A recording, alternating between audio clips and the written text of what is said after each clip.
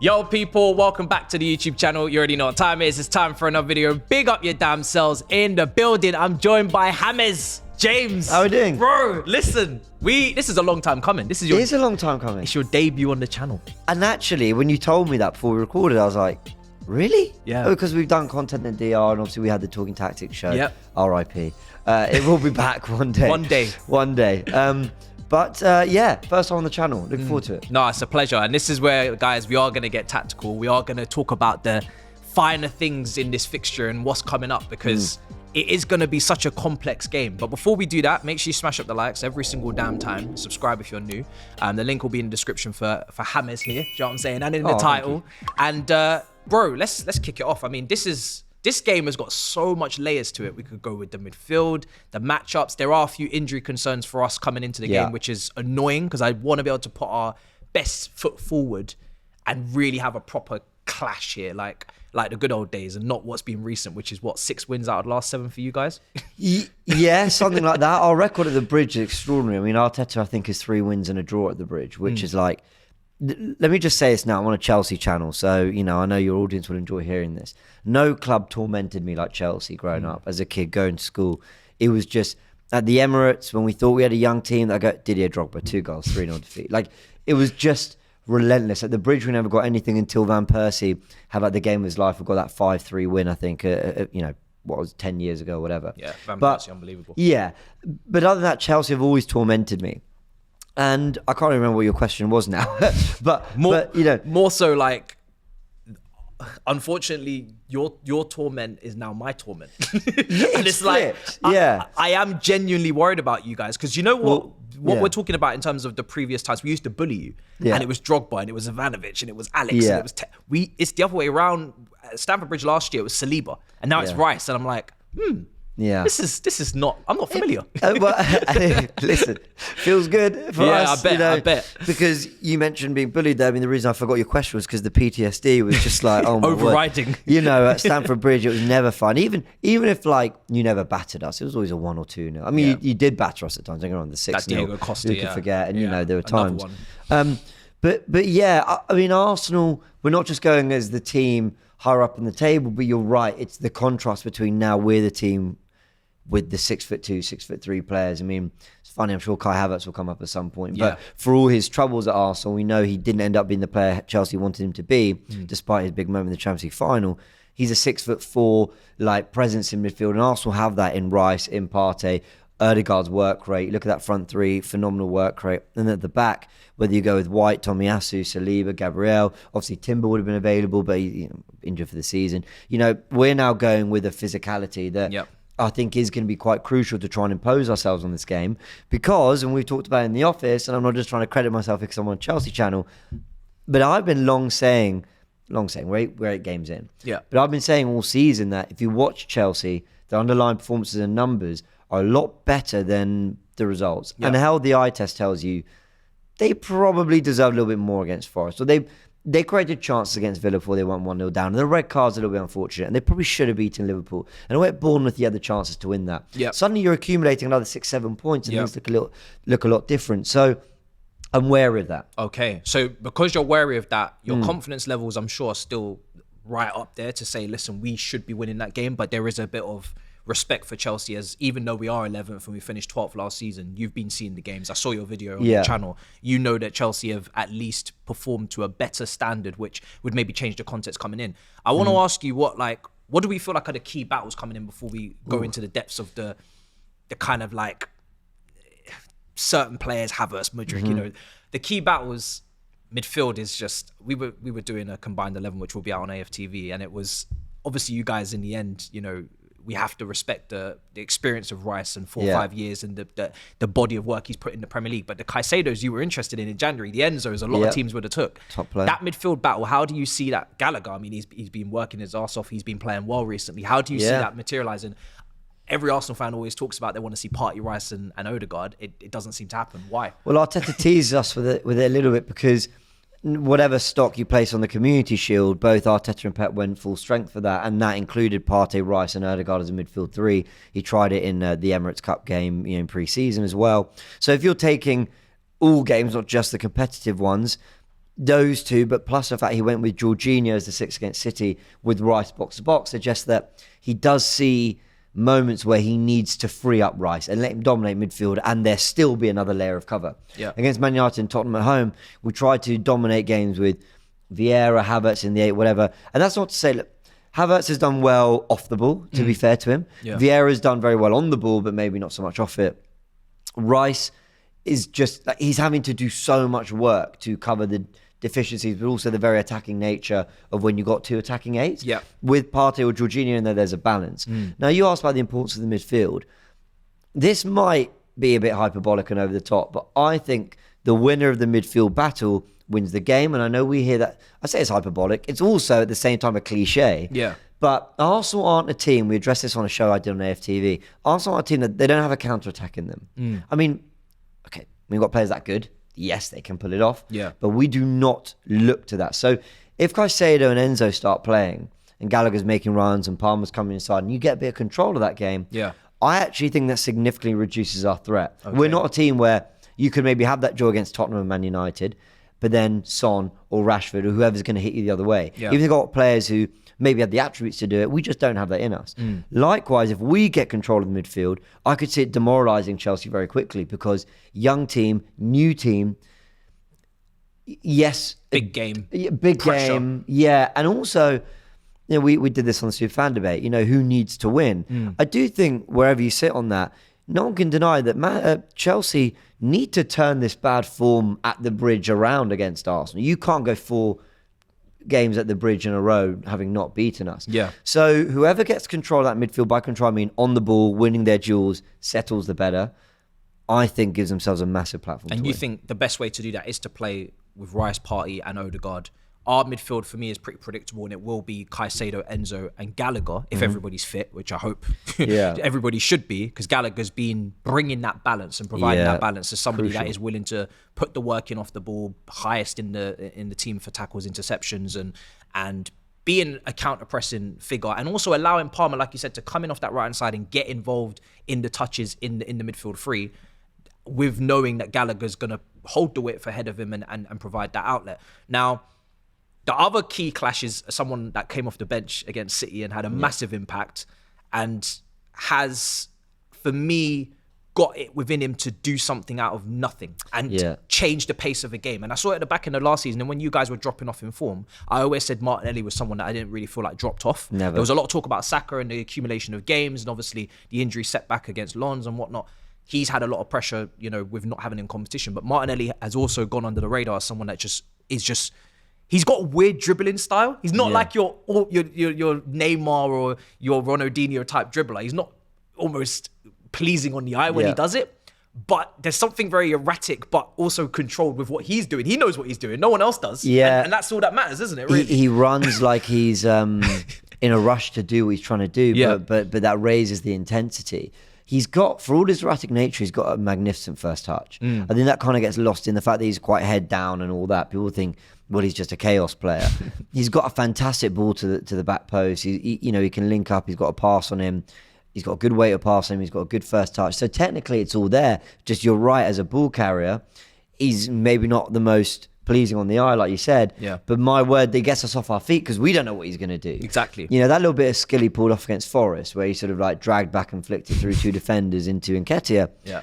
You know, it's so, the way he does things makes you go, did he mean that? But it's like, well, you saw it, like he did, but he just leaves you thinking that sometimes. But yeah, that's a big battle because James looked like there's going to be a setback, so I think Malo Gusto will go in there. He's back from suspension. He's back from suspension. But Cucurella has done well. Cucurella has done well, but I think the reason why I'd go with Gusto is because Gusto defensively showed in pre-season and in the league as well that he's more than competent. Yeah. And I think in the sense that going forward and in possession on the ball, him being a right-footed, player on that side just opens up the pitch a lot more. He can hold the width, he can overlap and give Palmer an option.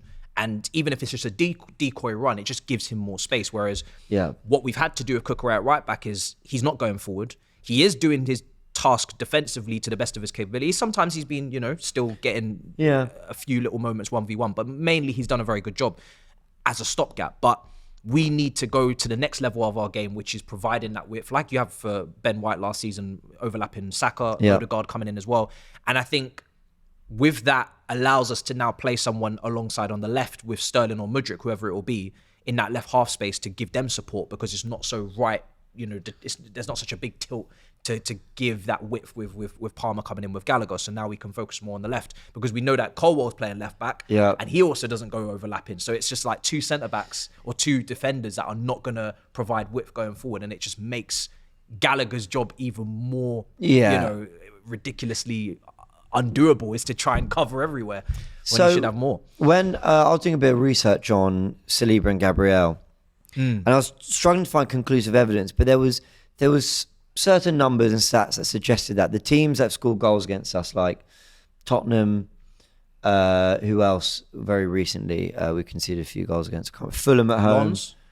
Maybe Lons, yeah. I was looking more at Premier League title. Anyway, the point what I was trying to make was, sides that we conceded goals against, their average attacks for the season, if you break them down from left, middle to right, they went up in terms of going down the right and left than they did in previous games. What I'm trying to say is, it seems to be that you're going to want to have your best players out wide. You're going to want to have a channel a lot of your attacks down there, because when you play through the middle, where Arsenal do really well to get bodies there, Rice tucks in, and whoever his partner is, whether it's Partey, Jorginho, or another eight, they're very good at getting narrow in that middle of the pitch. Saliba and Gabriel dominate so well because they get in front of their men. So if I were, and I'm not, but if I were Chelsea looking to break down this Arsenal team, I'd be thinking go around them. Because Zinchenko already has a lot of work to do coming inside and then going back out. Ben White, I think, is a terrific defender. But, still, stick it on him.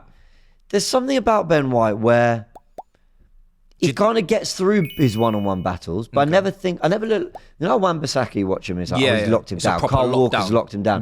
Ben White never looks like he's probably properly locked them down, but he gets through. And crucially, he doesn't get rattled and he continues to play his football. So if you've got, obviously we don't know about Reece James, but if the ball's going out to Sterling or Madueke or Mudryk or whoever it might be, and as they're receiving the ball wide, already you're putting the fullbacks out, but then there's wing-backs going the other way. That, I think, you cause Arsenal problems. The thing is, you then have to have presence in the box. So is Gallagher crashing the box? Is Endo crashing the box? Is Palmer? Is Nicholas Jackson going to be the guy? So there's something to be said for going around Arsenal. When I was looking at the evidence, apologies, I haven't got it quite off the top of my head, but I would think, rather than playing through Arsenal, you need to get your best players out wide, making things happen. And if you're... Obviously, Sterling and Mudryk are both coming into this game in good form. Who would you be more afraid of on that left wing to go up against a Ben White? Because right now, who starts is a flip of a coin. They're both... he scored against Malta in international break. I don't really, lean too much into it because it is Malta, but it was a great goal. Sterling left out of the England squads, but has, done very well against Burnley. Mudryk scored against Fulham before that. You as an Arsenal fan, with Mudryk's frightening pace, very direct... And if you are to have possession and maybe play a high line, him going in behind. Although I do say that Saliba on that right side centre-back spot is really...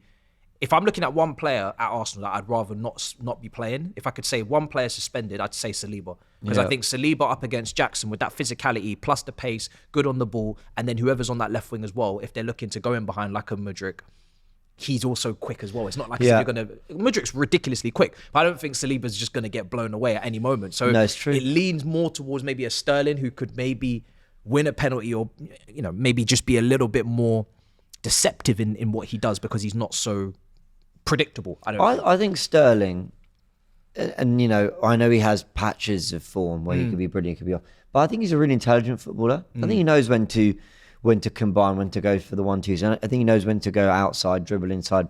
Sometimes, and this I think is going to happen to most wingers. Look at the criticism Rashford's been getting playing for Man United recently.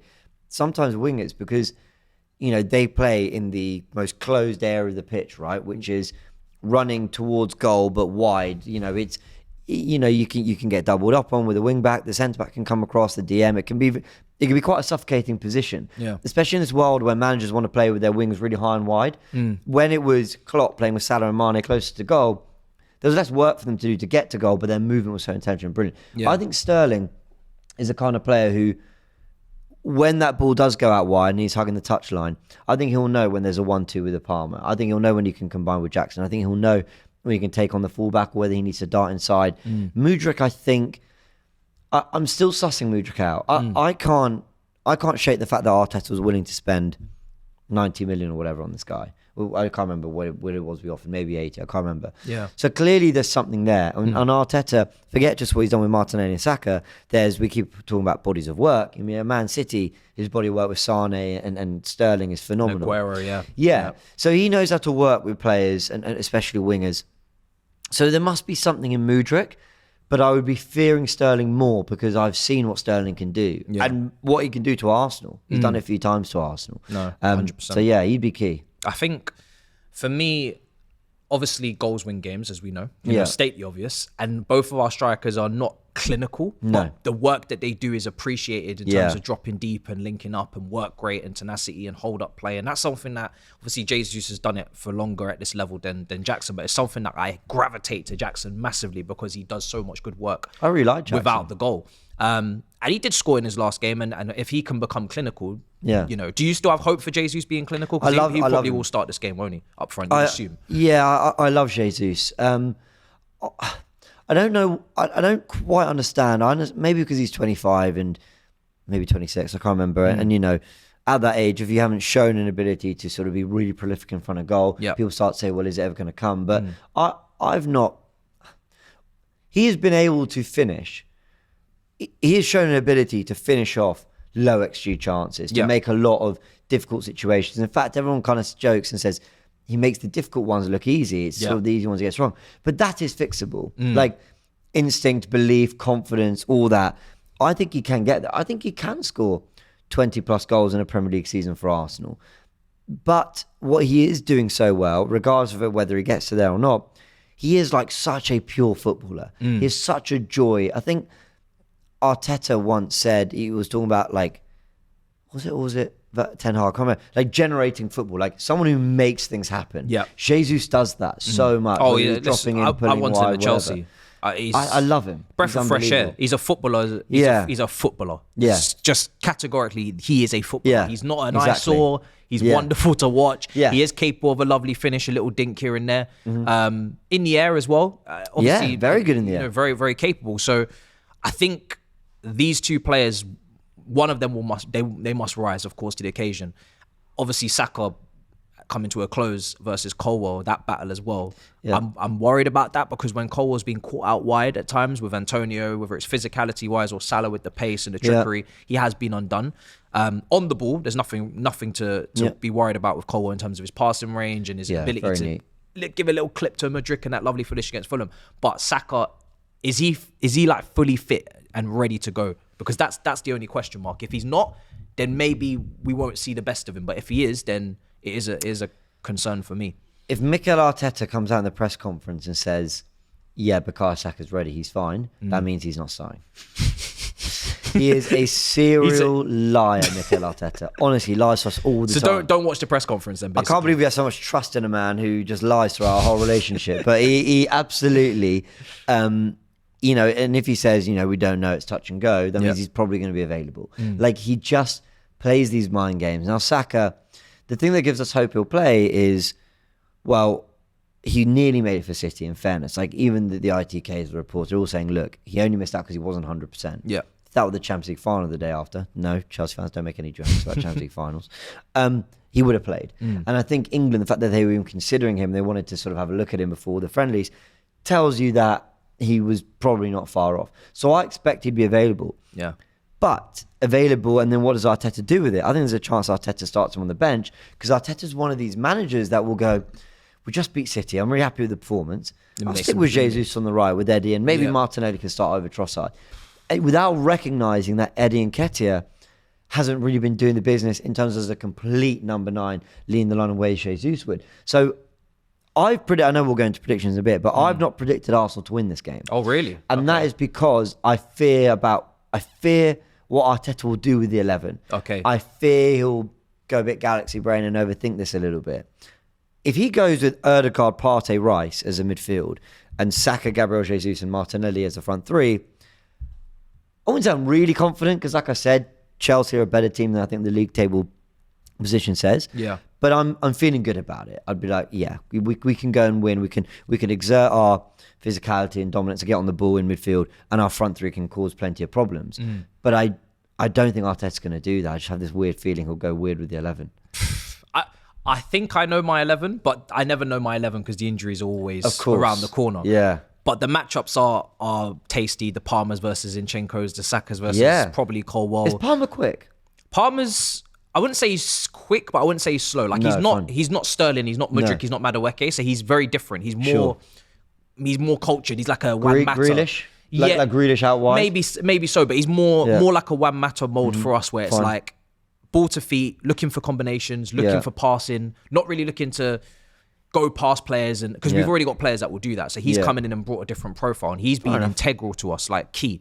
I see him following Zinchenko in quite a lot inside, and him and Gallagher kind of providing that press up against maybe a Rice or a Zinchenko or Partey, depending on how you put that midfield together. Well, that's tactically fascinating, because if we've got an inverted fullback in Zinchenko coming inside, it's very natural for Palmer to want to follow inside, because he's a 10 sort of player anyway. But also in transition, that's fine. He's picking up the balls in areas he's comfortable to play anyway. So it's about either your wing back getting forward or Gallagher kind of wrapping around. And this is where gusto for me has to start, because when Zinchenko comes in, if we catch you out of possession, I need the right back overlapping, taking advantage of that space. It won't be James, it will have to be Gusto, and then obviously Martinelli will have to track back, and I'm sure he'll work very hard. But that's the dynamic that I would need. I can't have Cucurella trying to do that. That would look weird with Cucurella. I want to ask you about Nicholas Jackson. I know we talked about Nicholas Jackson against Saliba and Gabriel.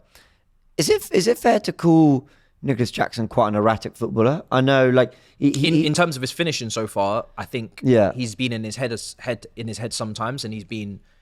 He similar to Jesus, like he can probably do the difficult things, like the hold up against 2 or 3 players and drawing a foul, or dribbling past 2 or 3 players and setting up a chance. But then when it comes to the simple finishing and the headers is a big problem.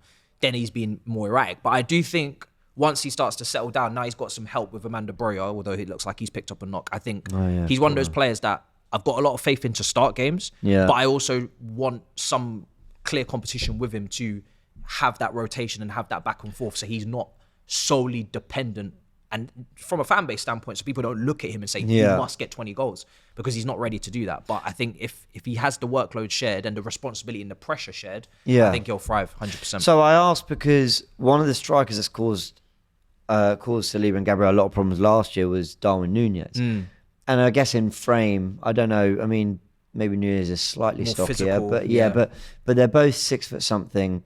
They're both good. They're both quick in behind. They can both run the channels. They can both pull wide if they need to. But Nunez caused chaos to Saliba and Gabriel. I think. Did you watch the Tommy Fury KSI fight? Yeah. So unfortunately, waste of all our time. You know how the defense of Tommy Fury was, well, KSI's a really chaotic boxer. Yeah. So as the natural clean boxer, he found it difficult. I think Saliba and Gabriel are very clean defenders. They very rarely go to ground. They want to intercept, or they want to just ball recoveries, especially Saliba. Yeah, force errors, and then we'll come and sweep behind. Yeah, Gabriel puts his body in the way, but very rarely actually goes to ground, like a sliding tackle or anything like that.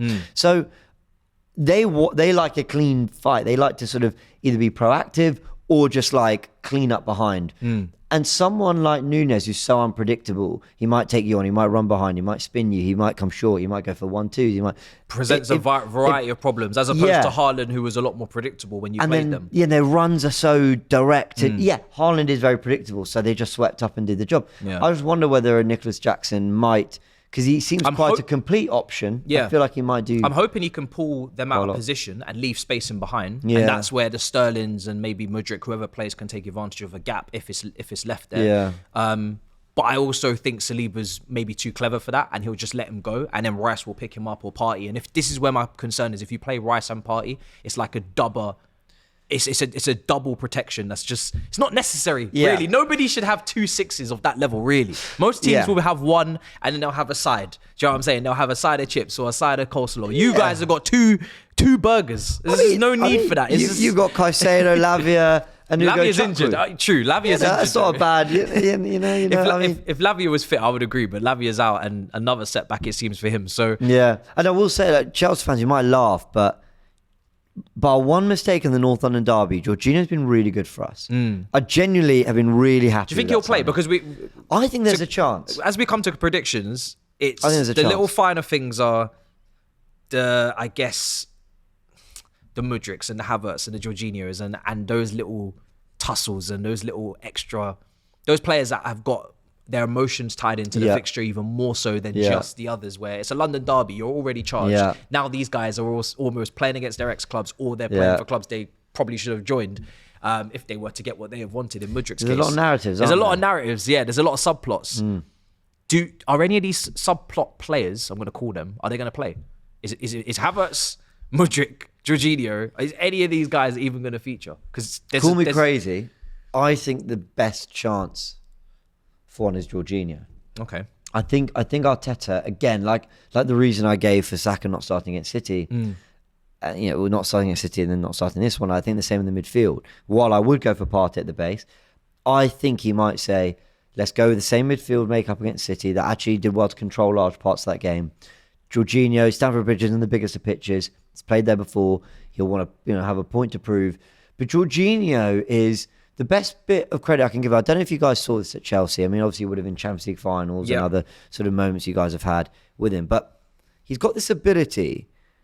You think he should be overrun in midfield. You think, but he gets there. He gets to the little tackles. He gets there because his position is fantastic. And I remember you telling me when we signed him, he's very good at defending small spaces. Yeah, close quarters. But I think he's also very good at going. When we went to St James's Park, he went, cool, Willock, Joe Linton, Bruno Guimaraes, you'd all eat me alive physically. Yeah. So I'm not going to play the physical battle.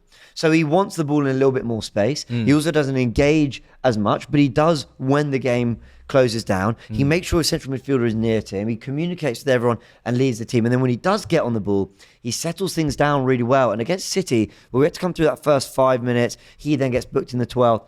He did get his foot on the ball and get us playing. And he was the one finding the ball over the top in behind to Jesus, or spreading the ball out wide to White and actually getting us going from one end of the pitch to the other. So it wouldn't surprise me if Jorginho, a player that Arteta does actually have faith in, gets the call up knowing that Partey has played 20 minutes against City and has been on international break. So I don't think his football's been managed right. So I think there's a chance Jorginho plays. It's funny because as you say that, Caicedo and Enzo have started to strike up a relationship as well. And they have been moved into the deeper positions, and Gallagher's finally been moved up advanced. And now we've started to see a bit of chemistry and control. Yeah. And in terms of average possession this season, we're right up there. Like we want to have the ball. Yeah. You also want to have the ball. And you've got players to have control. We've got some players to have control. So it's whoever actually just manages to actually get that control, and then the game goes from there. And you've said counter-attacks, you guys are not the best. Counter-attacks, we're not the best. I've seen some of our decision-making against Bournemouth, Jackson and Sterling running alongside each other for a goalkeeper, and 2v1, they still mess it up. So neither of our teams are particularly incredible at counter-attacking. When we talk about incredible at counter-attacking, we're talking about Real Madrid,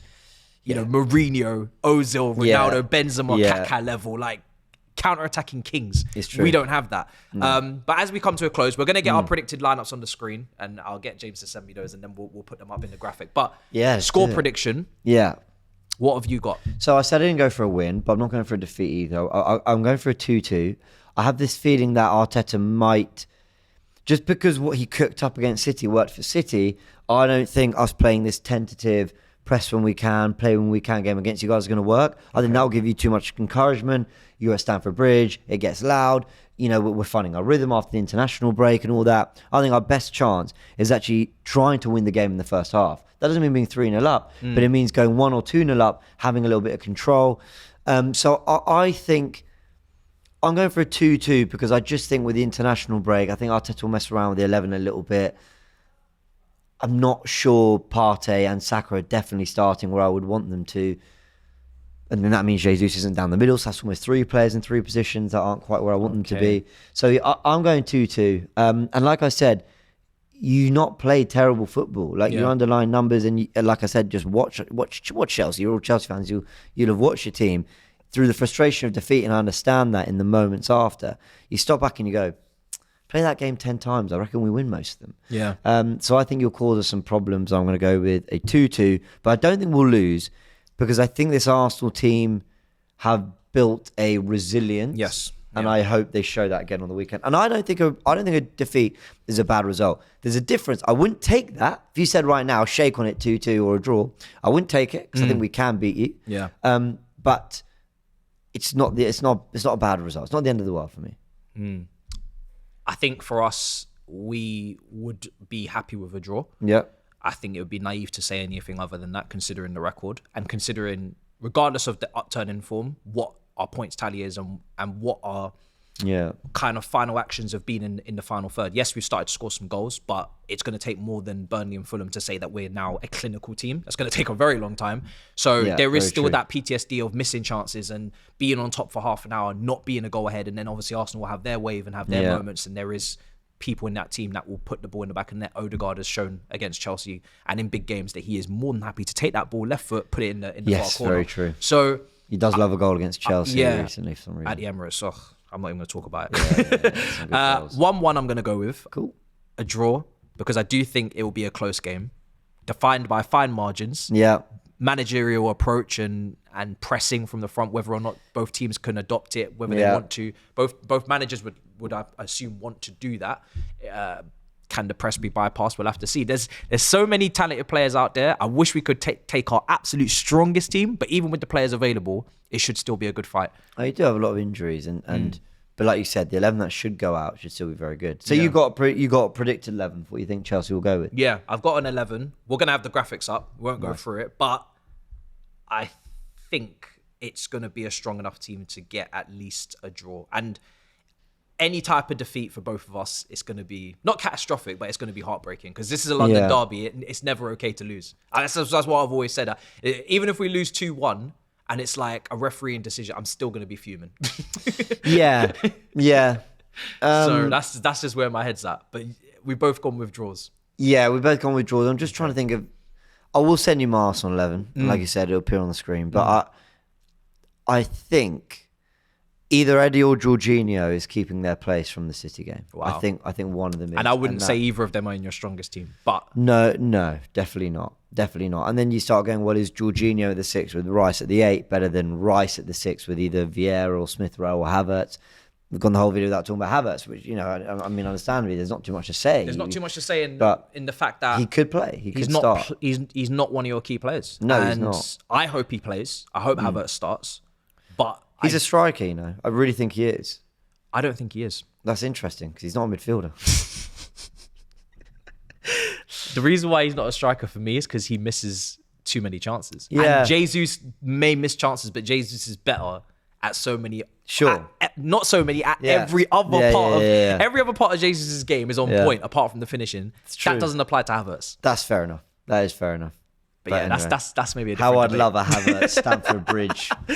Let me not. The reason why I won't talk about it too much because I did in the video with Lewis, and I don't want to slander him too much because I might be playing that. Too much juju on the fixture, and then he actually scores. You're talking it into existence. Kai Havertz, Van Persie-esque volley at the back post. That'd be phenomenal. But the last thing I'll say is I think his best position is Odegaard's position, and he'll never play there. That's what I'll say. I agree with that too. Yeah. Interesting. There you go. We'll see what Arteta James, does. let the people know where to find you. It's been a pleasure. Oh, well, thank you for having me. So I've got a YouTube channel called James B, and then I'm uploading a podcast on Spotify called Football First. So every 6 a.m. Monday to Friday, it's just a reaction over 20 minutes of all the football news. So yeah, go check that out if you're interested in just a little bit of daily dose of kind of football news and opinion, all that. But mate, thank you so much for having me on. It's been a pleasure. Really, really appreciate it. My debut, I've enjoyed it. There you are. I mean, I told him 10 minutes, people. I lied. Do you know what I'm saying? All right. we have not done this in a while, so it had to be done. It's his debut. It's been great. And it's been great to talk in depth. Guys, make sure you smash up the likes, subscribe to James as well. Links in the description and the title. And I will see you guys very, very soon. Big up in a bit, people. In a bit. Peace. We'll